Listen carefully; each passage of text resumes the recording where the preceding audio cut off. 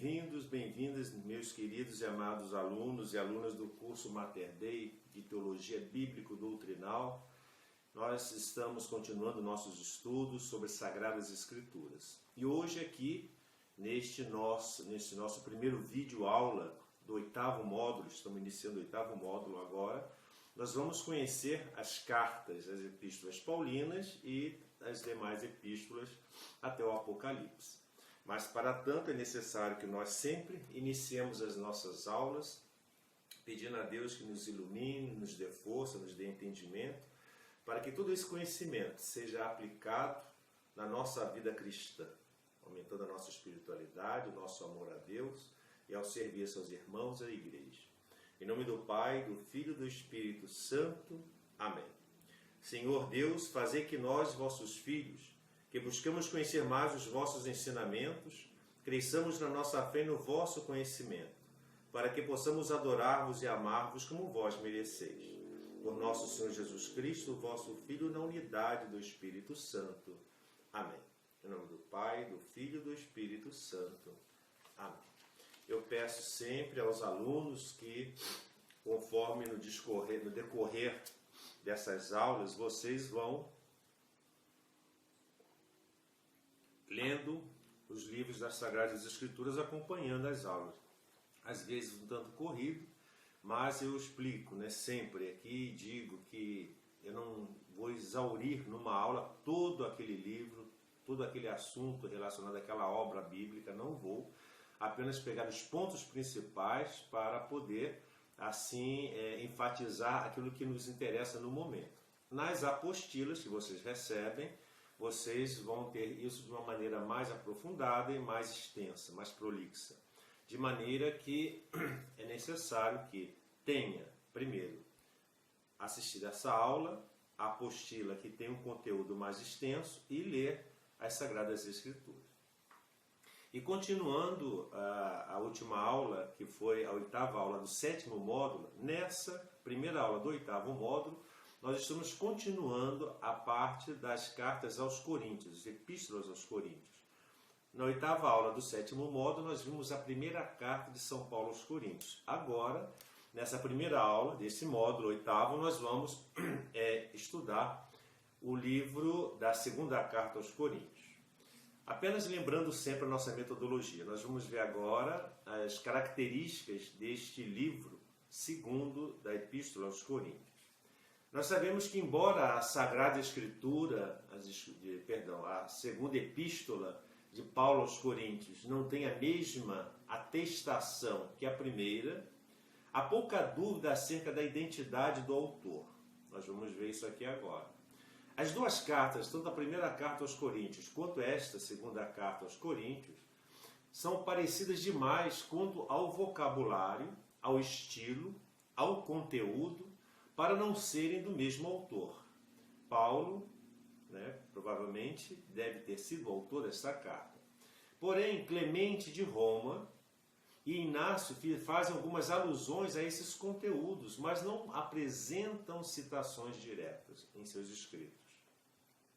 Tampouco mencionam uma segunda carta à igreja de Corinto. Eles não se referem a essa segunda carta em seus escritos. Contudo, a segunda aos Coríntios é encontrada em todas as relações antigas das cartas paulinas. Em todos os cânones antigos, nós encontramos a segunda carta aos Coríntios, no Corpus Paulino. É o cânon de Marcião que nós encontramos, o fragmento Muratoriano também encontramos. E, além disso, é conhecida de todos os escritores cristãos, essa carta. Ela também é encontrada naquele famoso manuscrito P46. O que é o P46? É o Papiro 46. Também é referido como um dos mais antigos manuscritos, esse P46. Um dos mais antigos manuscritos do Novo Testamento. Sua data de criação, mais ou menos, é provável por volta de 175 a 255 depois de Cristo. Este P46, foi parte do papiro bíblico Chester Beatty, conforme o site Bible Research, que ele contém em ordem os últimos capítulos aos Romanos. Todo hebreu, praticamente toda a primeira e segunda carta aos Coríntios, esse P46, toda a carta de Efésios, Gálatas, Filipenses, Colossenses e 2 capítulos de 1 aos Tessalonicenses. Todas as folhas têm algumas linhas perdidas por causa da deterioração deste manuscrito P46, que era feito de papiro, né? Dessa época do segundo século, terceiro século da era cristã. Né? Então, esse texto da segunda aos Coríntios se encontra nesse manuscrito P46, datando do final do segundo século, e o manuscrito grego mais antigo existente das cartas de São Paulo. E é como conhecida a segunda epístola de São Paulo aos Coríntios, que eram residentes na cidade grega, como nós já vimos, de Corinto. Segundo a tradição cristã, o apóstolo teria escrito 4 cartas à igreja de Corinto, das quais encontram-se perdidas atualmente, de maneira que a segunda aos Coríntios pode ter sido a 4ª epístola. Né? Isso aí nós já ventilamos na aula anterior.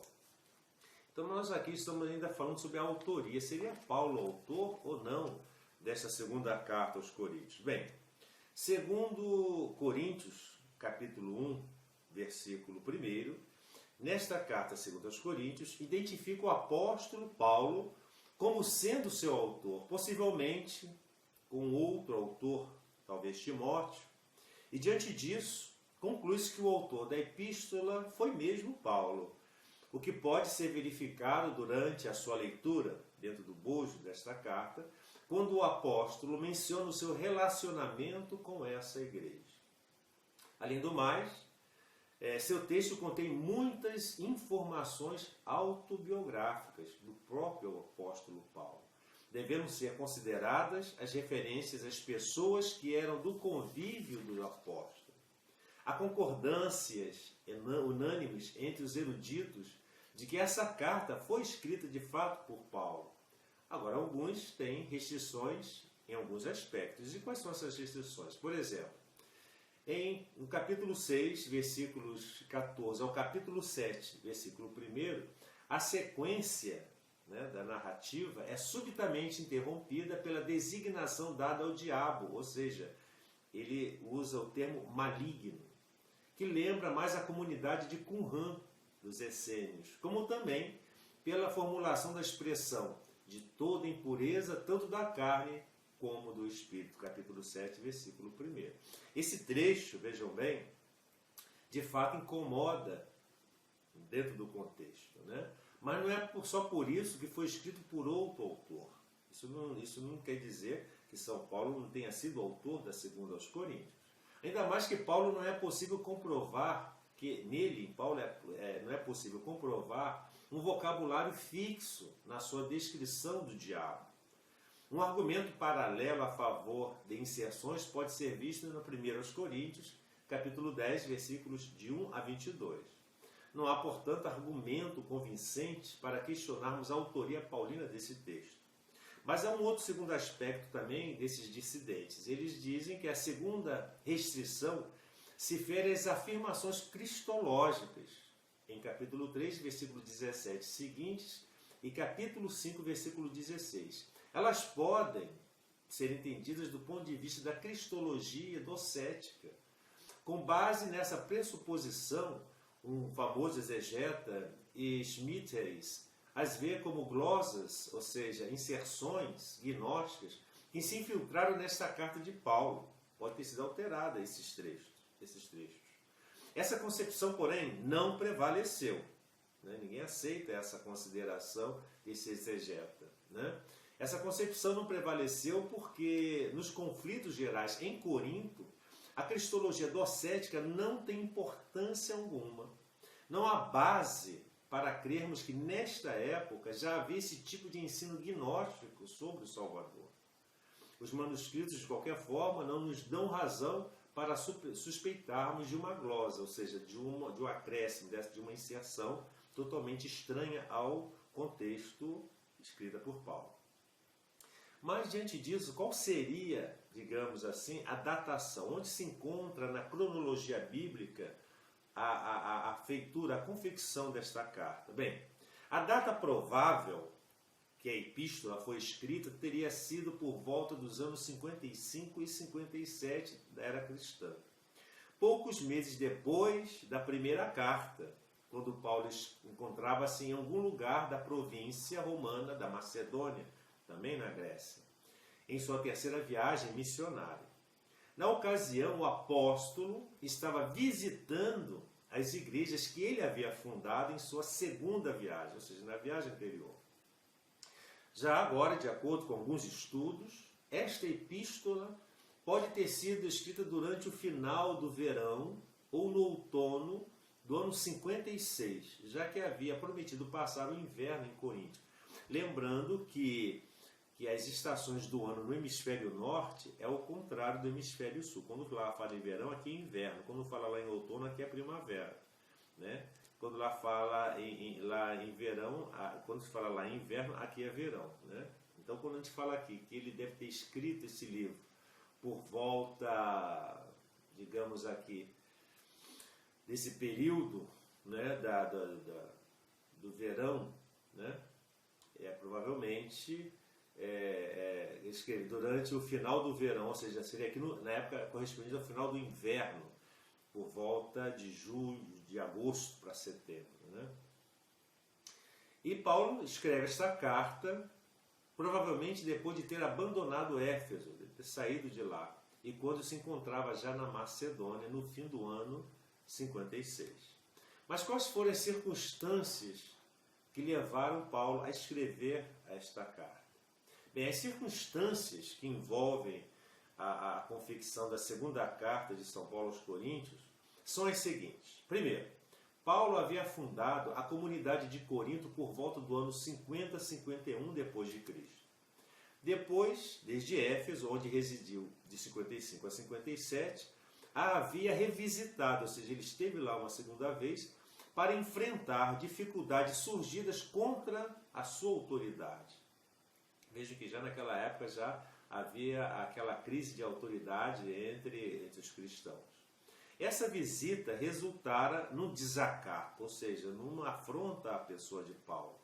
Paulo escreveu então com lágrimas, como ele diz no capítulo 2, versículo 4, uma carta de reconciliação transmitida por Tito, e tendo recebido boas notícias, anunciou uma nova carta, provavelmente essa segunda carta aos Coríntios, o projeto de visitar a cidade na ida e na volta à Macedônia, limitando-se, porém, a passar ao só na volta, mais ou menos, uma terceira visita. E qual era a finalidade desta carta? Já que essas eram as circunstâncias, mas qual foi a finalidade propriamente dita? Bem, a igreja de Corinto, nós sabemos que ela foi fundada, ela iniciou-se por Paulo por volta do ano 50-51. Como resultado da visita de Paulo, em sua segunda visita missionária nessa cidade. Foi então que ele ficou 1 ano e meio, a primeira vez que pôde permanecer no mesmo lugar o tanto que quisesse. Um registro dessa visita e do estabelecimento da igreja é encontrado no livro dos Atos dos Apóstolos, capítulo 18, versículos de 1 a 18. Em sua segunda carta aos Coríntios, Paulo expressa seu alívio e alegria que a igreja tinha recebido a sua carta severa, que hoje está perdida, né, a qual ele alude, essa carta que hoje nós não temos, de uma maneira positiva.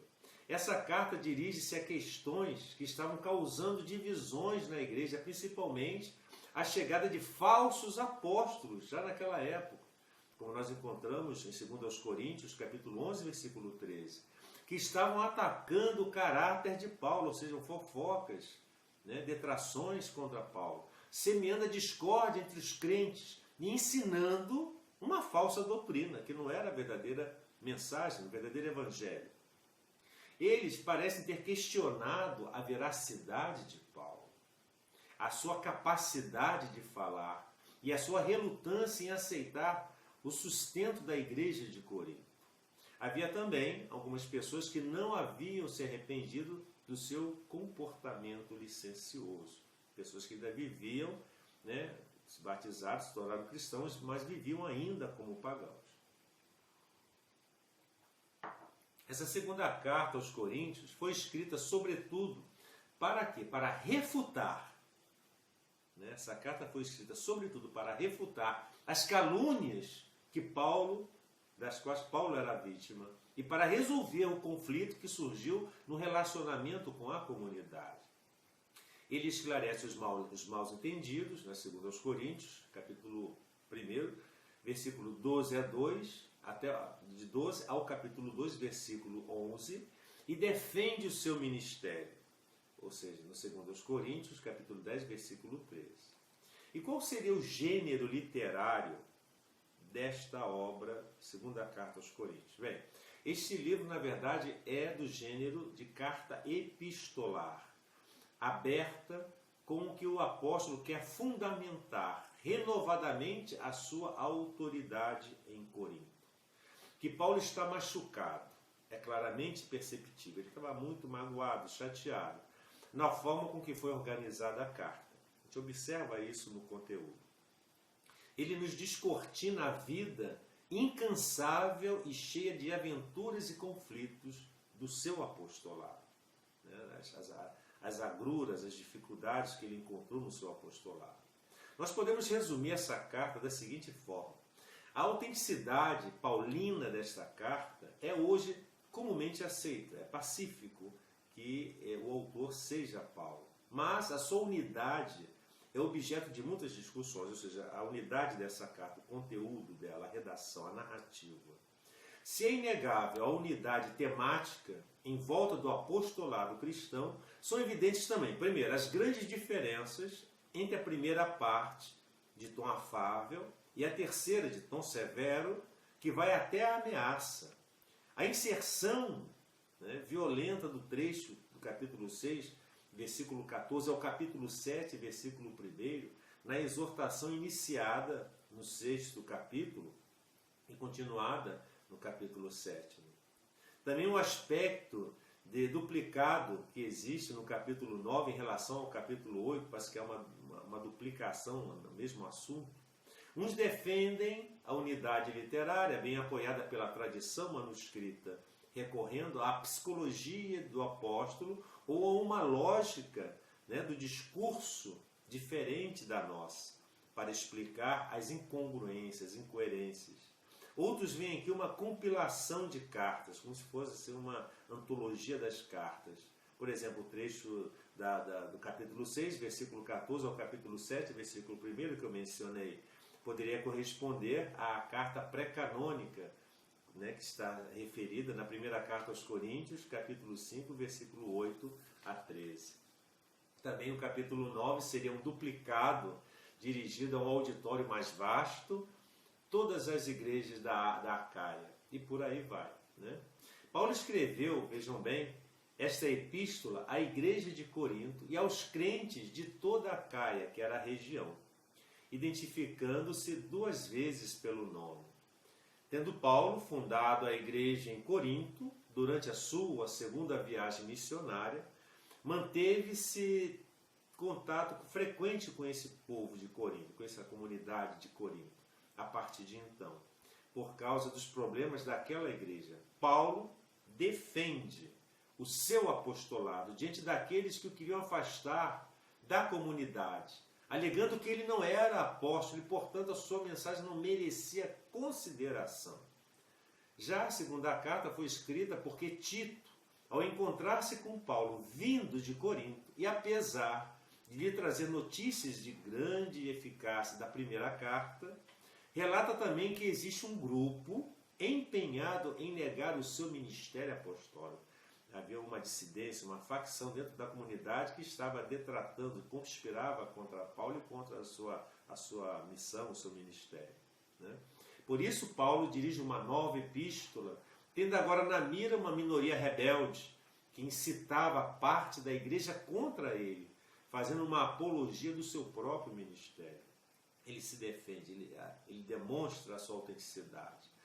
O propósito que Paulo escreveu esta epístola a 3 classes de pessoas em Corinto, nós podemos considerar. Primeiro, escreveu para encorajar a maioria da igreja que lhe era fiel como um pai espiritual.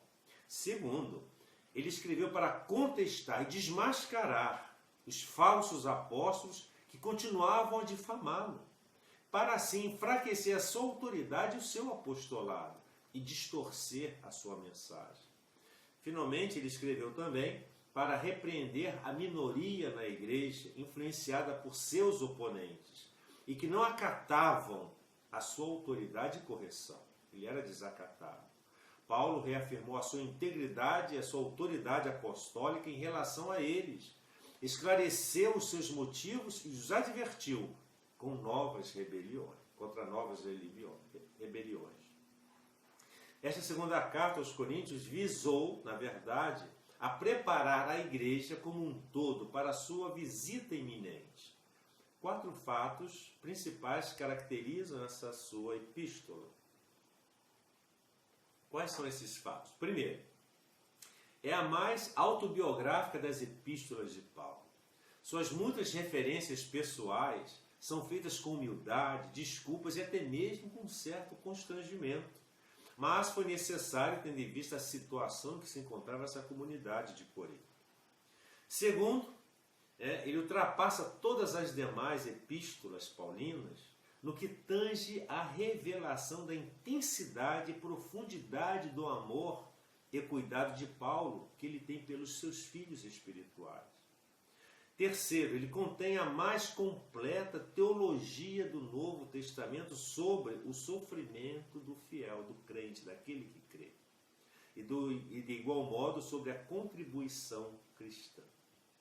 Quarto, ele usa o termo-chave, tais como fraqueza, aflição, perigos, tribulação, sofrimento, consolação, jactância, verdade, mistério e glória. Destaca o conteúdo incomparável desta carta. Podemos observar os efeitos causados no panorama da primeira para a segunda carta aos Coríntios. Havia toda a sorte de impureza na igreja, e esta precisava de uma palavra e tomada de posição firme para que não houvesse uma disseminação dos princípios já pregados por Paulo. E assim nós podemos fazer uma visão panorâmica do conteúdo desta carta. Né? Quais seriam os temas, os conteúdos próprios desta carta? Bem, o conteúdo desta carta é um pouco confuso, na verdade.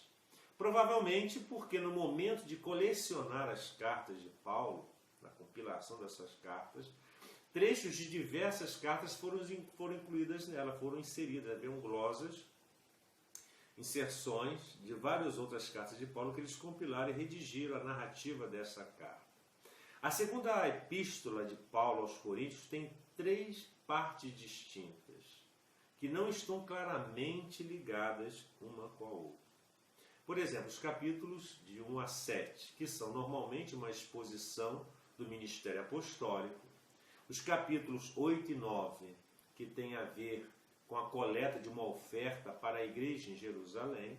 E os capítulos 10 a 13, que são uma defesa contra os oponentes do seu ministério, contra aquelas pessoas que eram rebeldes e contestavam a sua autoridade como apóstolo.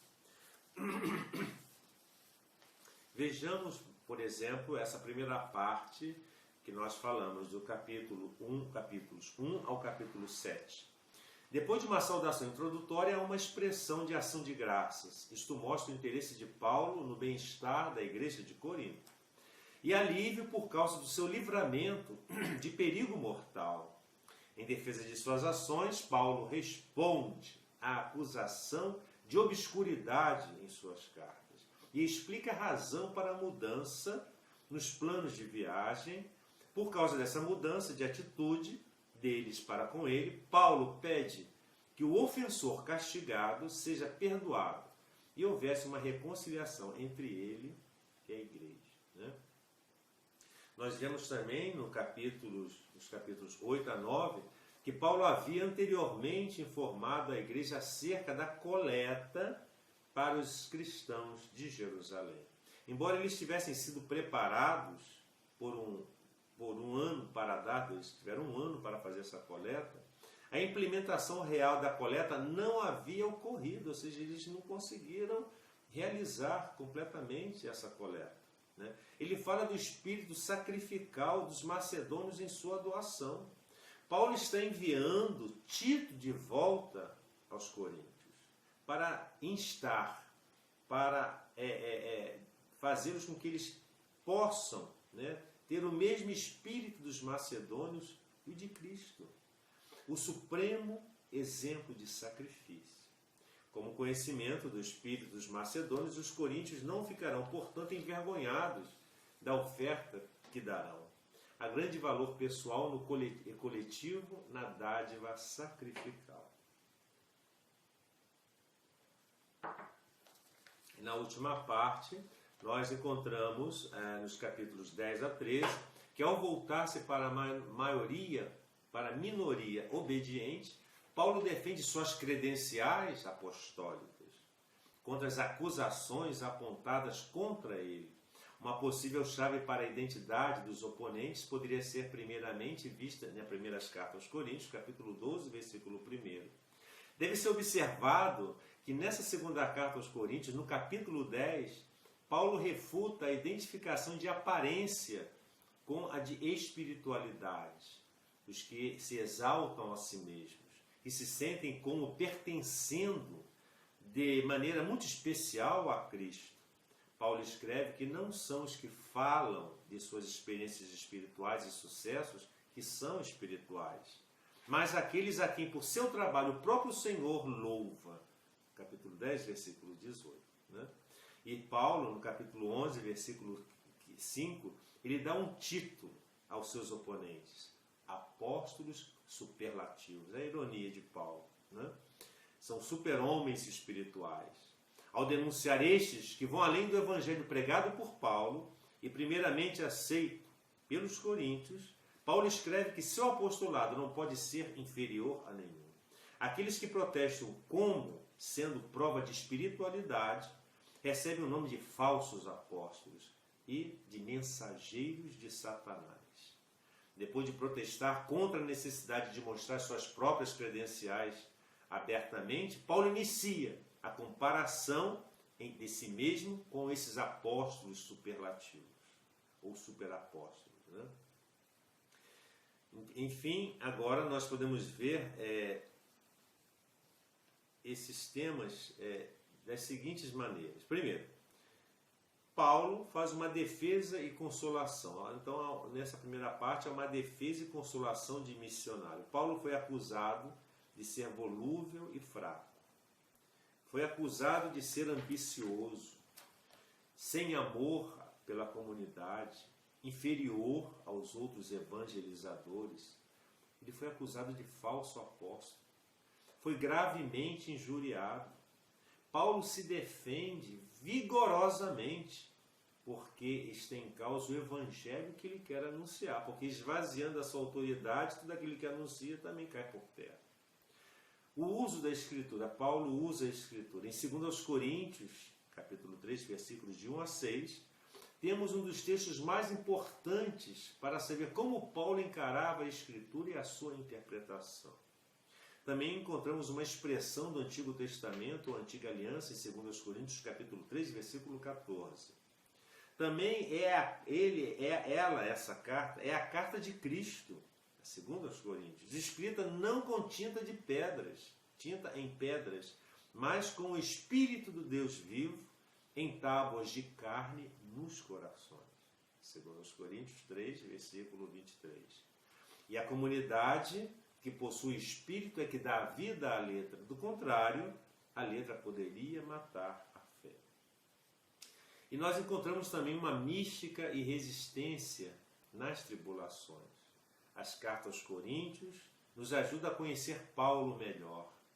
Nas cartas, Paulo se revela. Na segunda aos Coríntios, capítulo 4, versículo 7, ao capítulo 6, versículo 10, transparece como ele vive e se sustenta no meio dos conflitos das suas missões. Na segunda aos Coríntios, capítulo 12, versículos de 1 a 6, ele fala das experiências místicas que teve nos primeiros anos após sua conversão e da fraqueza que ele sente em si mesmo. E qual seria, para finalizar, a mensagem teológica desta segunda carta aos Coríntios? Essa segunda carta aos Coríntios foi escrita num estilo apaixonado e vibrante próprio de Paulo, onde abundam as antíteses e frases cheias de ritmo e de sentido que se tornaram célebres. Esta também pode ser considerada a carta magna do apostolado cristão, que nos informa sobre aspectos relevantes da missão de Paulo e, sobretudo, nos revela a sua alma no que ela tem de mais humano e sobrenatural.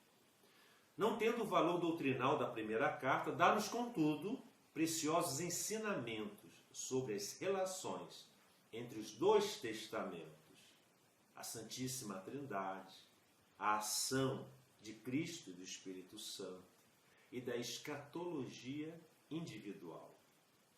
Nessa segunda carta aos Coríntios, Paulo, colocando-se como humilde servo de Cristo, lembra aos seus leitores sobre o começo do seu relacionamento com a igreja em Corinto, que foi sempre íntegro e reto, corretíssimo. Paulo ataca veementemente os falsos mestres que buscavam enganar os cristãos dessa igreja, afastando-os dos verdadeiros apóstolos, dos verdadeiros propósitos do evangelho por ele apregoado.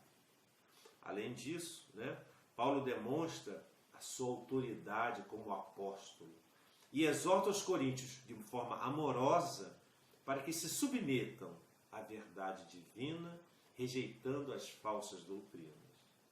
Além disso, Paulo encoraja a igreja a enfrentar as provações, lembrando-os de que ao chegarem ao céu receberiam novos corpos e pede que sejam feitas doações para os pobres da igreja de Jerusalém.